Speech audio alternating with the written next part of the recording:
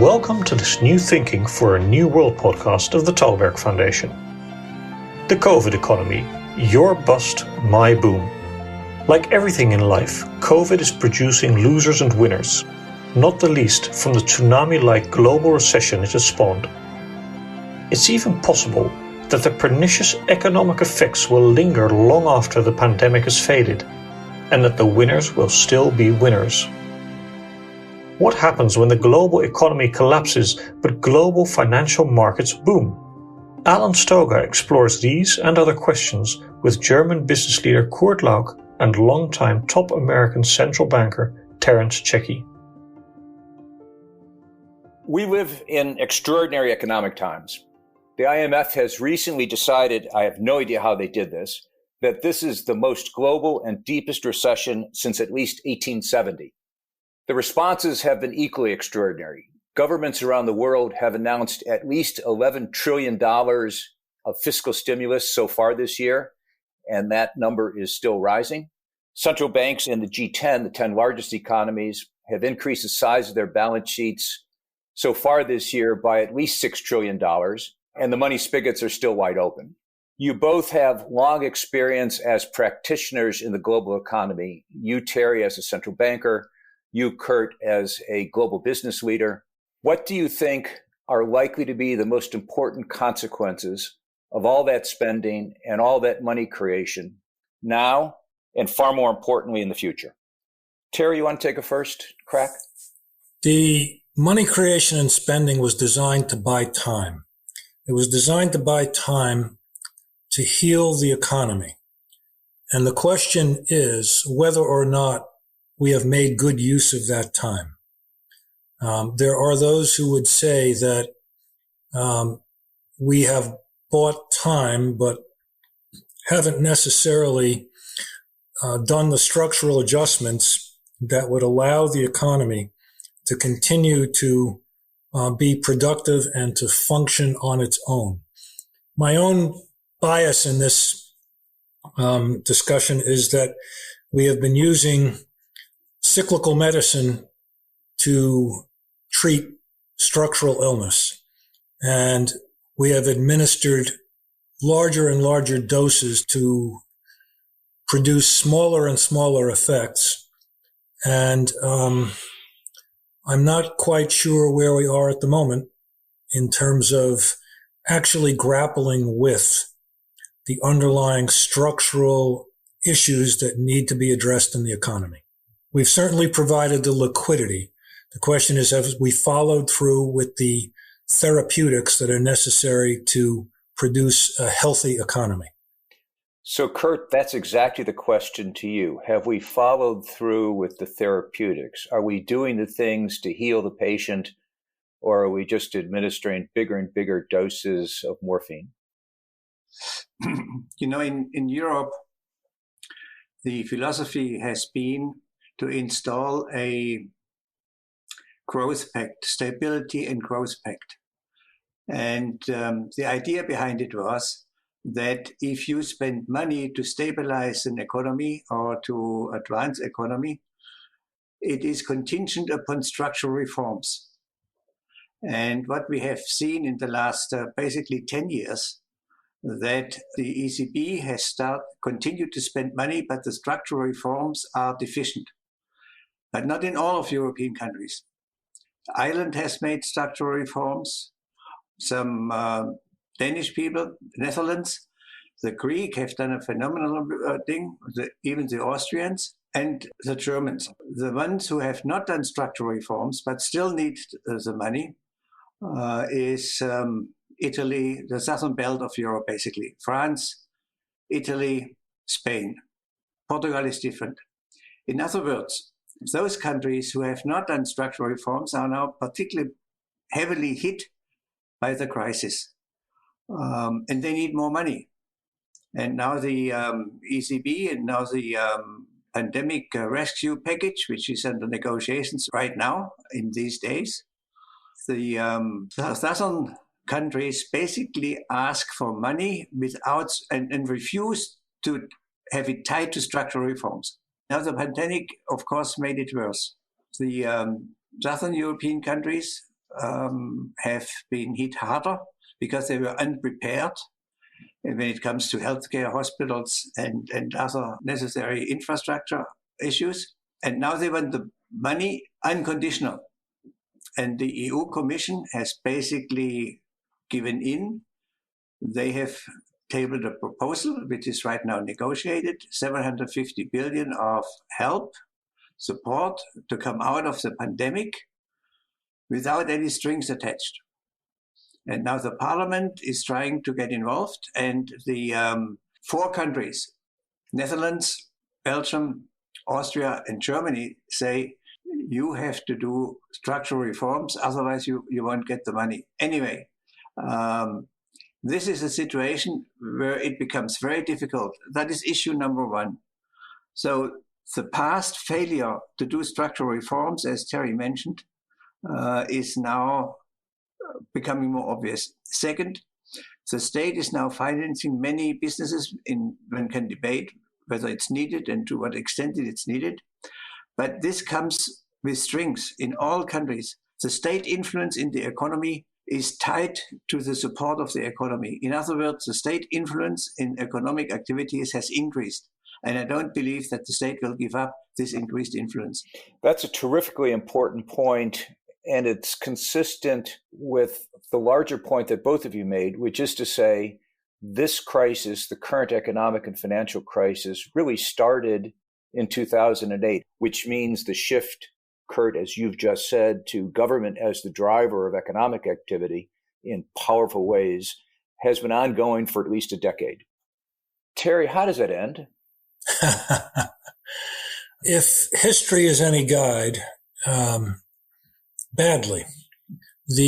As I said earlier, all of these programs were designed to buy time to allow the economy to heal, time to help it heal. That means putting in place the mechanisms that will allow the economy to stand on its own and operate on its own. We have, in the process of doing what we've been doing to help sustain the economy and avoid the kinds of difficulties that are very destructive, we've managed to run up massive amounts of debt. One of the reasons we got into the problems in 2008 was the failure to distinguish between the quantity of growth and the quality of growth. And we have an economy where prior to 2008, something like 40% of the revenues in the economy were coming from the financial sector. We've managed to take finance, which is designed to support the real economy, and in a lot of ways, it's become a substitute for the real economy. We talk about inequality as though inequality in our system is the result of moral turpitude. Well, we can debate that, but I think it's more of a reflection of what we've allowed to happen to the underlying structure of our economy. We've hollowed out the middle of the social structure. We've now got an economy that has tech and finance at the very top, and retail and healthcare at the very bottom, and the vast middle, which used to be the backbone of the United States, has pretty much disappeared. And I think that's what a lot of the statistics reflect. So you've got a very robust technocratic class and financial class, and a very beaten down middle class, and the lower income strata has really been trapped. Another way of putting that, I think, is that big chunks of the U.S. economy have not been growing for some time. That is certainly also the case in Europe.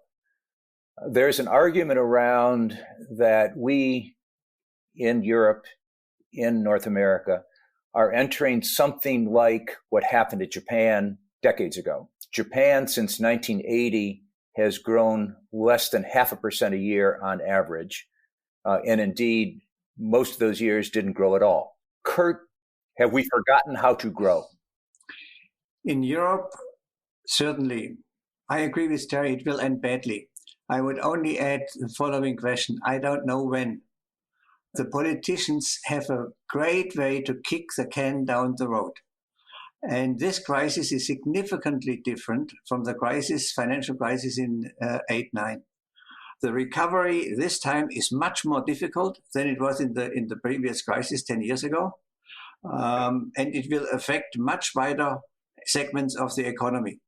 Therefore, I think the growth potential is much lower coming out of this crisis than in the last crisis. And there is one sector which is different, which is the technology sector. The technology sector will continue to grow, even probably accelerated growth in some segments than any other industrial sector I can think of. Let's talk for a second about inflation. Every company I know has seen its cost curve shift upwards. And that's whether it's a barbershop, a grocery store, an automobile manufacturer. Per unit of output, everything costs more to make today than it did literally 6 months ago. And there's an enormous amount of investment to reopen, to keep production of goods and services going. On the other hand, there is also an enormous amount of unused capacity. So companies are constrained in their ability to raise prices.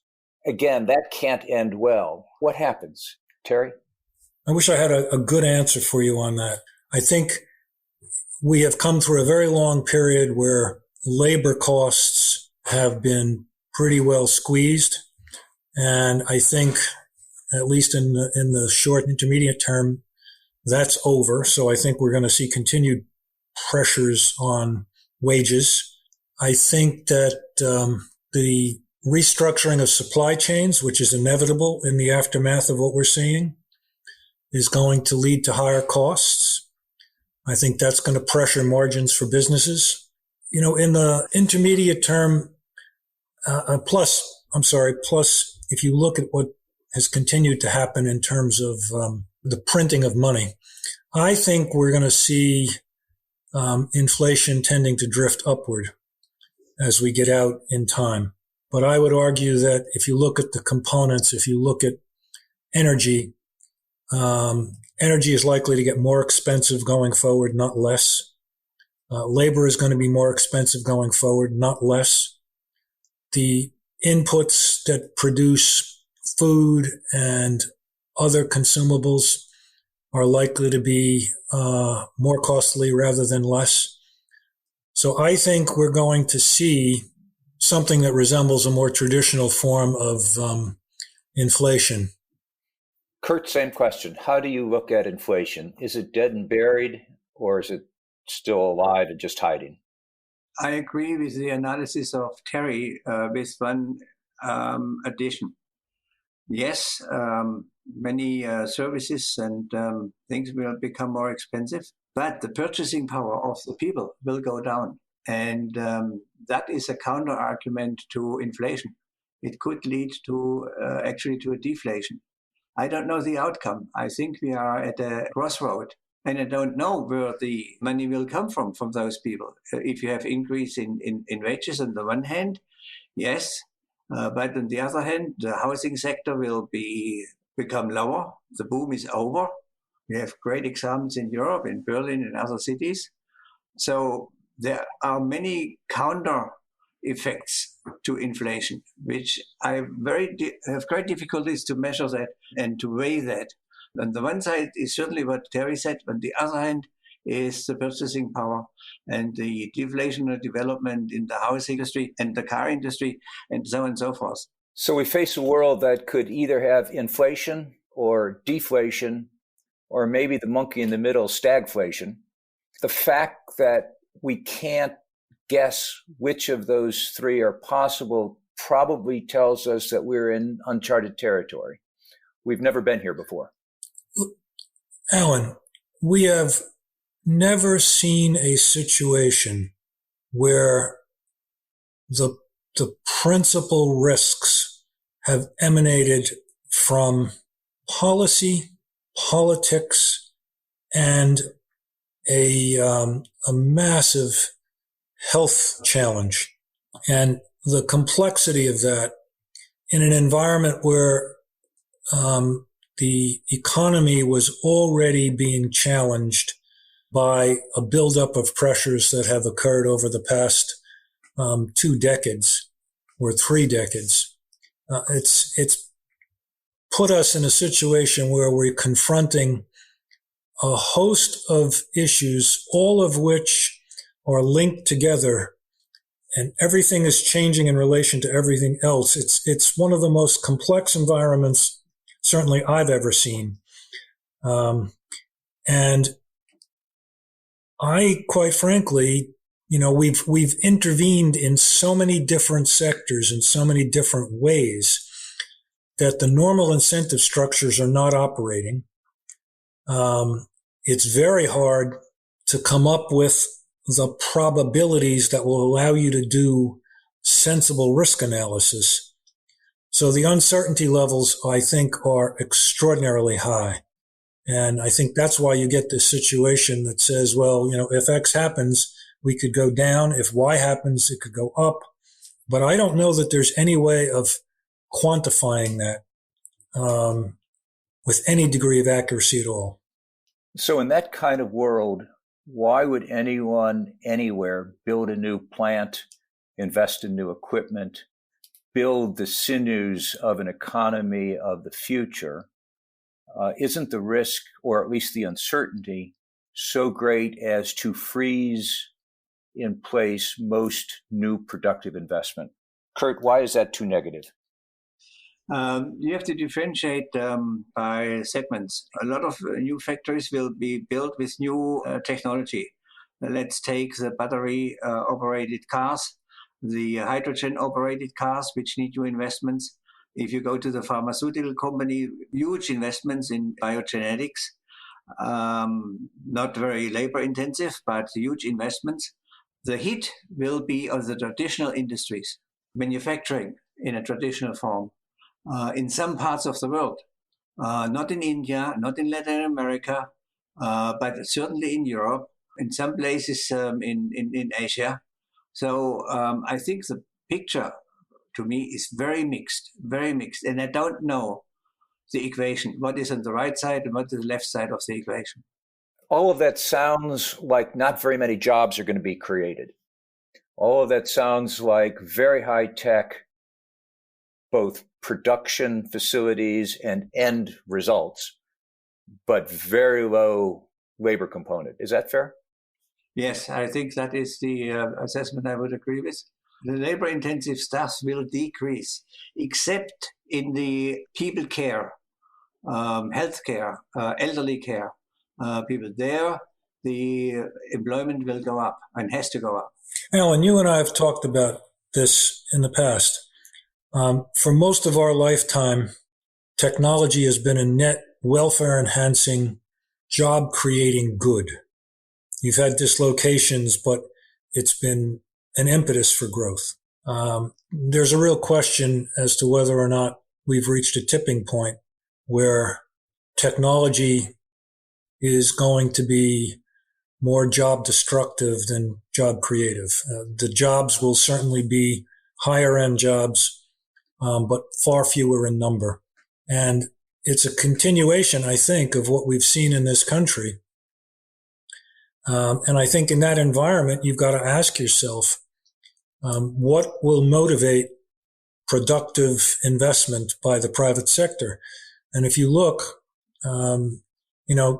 investment capital goes where it's welcome, where the rules of the game are clear and defined, where it can earn a reasonable return, etc. And you've got to ask if those conditions exist. Let me segue from that to financial markets. As we've discussed, economies are hurting, people are hurting. In the short run, financial markets, however, are booming. Is this the latest manifestation of what Alan Greenspan used to call irrational exuberance, or is it primarily the reflection of the extraordinary central bank support of markets that is part and parcel of this response, as it was in 2008-10, to the crisis? There's very little mystery here. we decoupled finance from the real economy a long time ago. And we have continued to nurture the growth of finance, as I said earlier. And markets, there are a lot of things markets don't do well, but the one thing they do very well is to learn. And they are directly linked now. You have markets that are no longer focused on economic fundamentals. They are focused on the activities of central bankers. And as long as the central bankers are in the mode they're in and providing the kind of stimulus and support for financial intermediation, I think you've got a problem. And reestablishing the connection between the real economies and finance, reorienting it, re-right-sizing it, is an enormous challenge going forward. Kurt, if this were 100 years ago or 200 years ago, we'd be worried about devaluation of currency, whether it be the dollar or the euro, because of what Terry just described, because of the massive issuance of currency, because of the explosion of central bank balance sheets. As you sit in Europe and travel the world, how can you imagine a world where the dollar is no longer the principal currency of this global economy? I think a number of countries would like to replace the dollar as the world reserve currency. China is working on it. Russia is working on it. So, but it's given the amount of dollars and the strength of the dollar in the international economy as a tool to exchange goods, it will take a long time. It's not imminent. And the other issue is, which worries me most in this respect, we are probably running into a society which, on the one hand, is very well to do for people with good education, and those who have not a good education, the labor which were needed to run a factory, to sweep it out, or for example, they will be lost in the new world. And this is worrying me most. Then the government has to come in and finance those people. So we have a totally new situation in a divided society. In all of the Western industrial societies, we run into a divided society. Those who are smart enough to play on the stock market, fine, they can live. Those who are educated to play in the digital economy, fine. And those who were the hardworking laborers for distribution and simple workers, they will get lost in the system. And this is undermining democracy. We have seen that in many cases in Europe, where those people who are basically outplaced or are thinking they will be outplaced in the new world, vote right or left, which makes democracies less stable. The bottom line, perhaps, is that on the one hand, as you just said, Kurt, the political system, democracy in the West is less stable.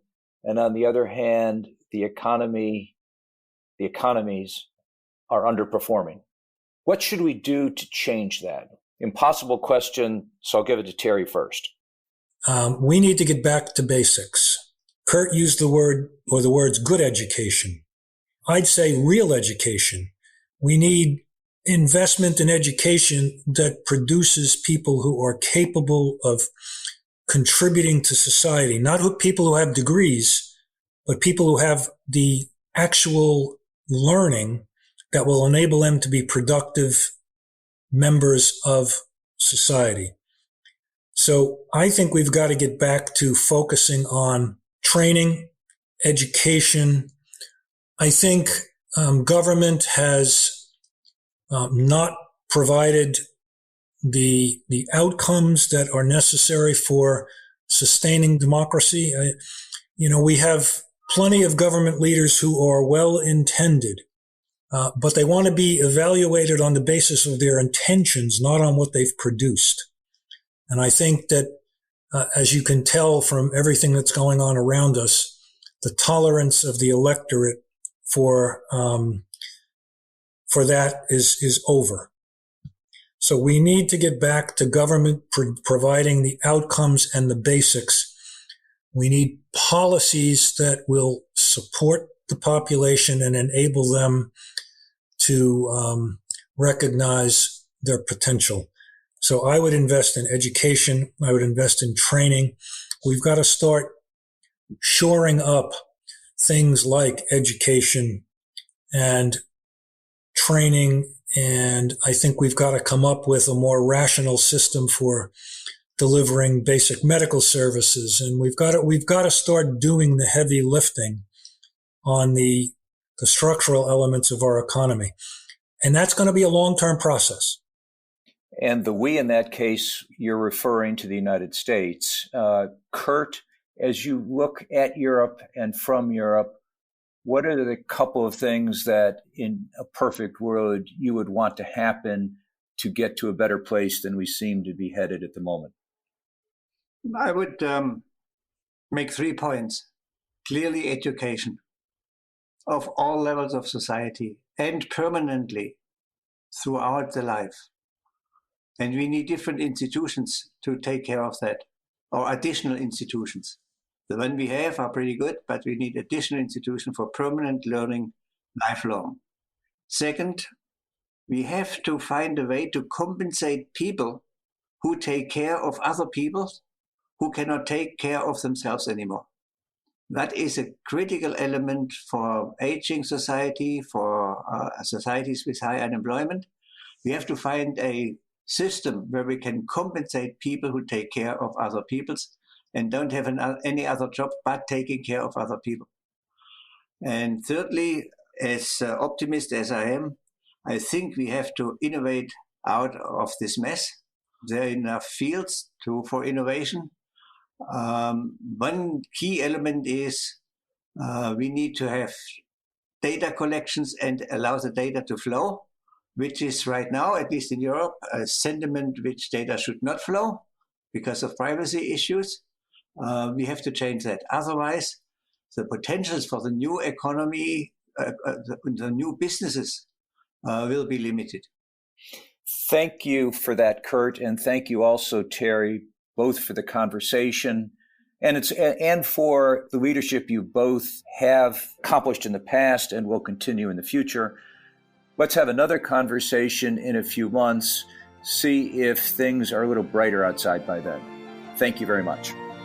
Thank you, Alan. Thank you, Alan. Terrific. Thank you for listening to this episode of the New Thinking for a New World podcast. We welcome your comments and please subscribe to other episodes in the podcast app of your choice. This podcast was made possible with the generous support of the Stavros Niarchos Foundation.